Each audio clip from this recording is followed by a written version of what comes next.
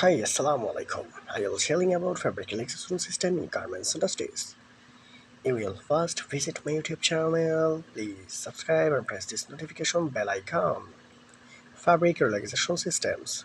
This fabric is allowed to test or relax tensions, preventing shrinkage or discontrolling during cutting. Different tests of fabrics. Key tests include shrinkage, color fastness, strength, peeling, GSM, weight, and strength recovery to ensure durability and quality.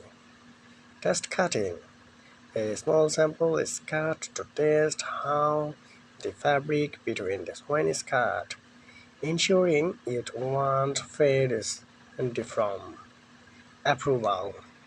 If this fabric process all test is approved for production, any issues may lead to rejection or reprocessing. Input to cutting section. This approved fabric is sent to this cutting section where it is layered of cut based on garments patterns.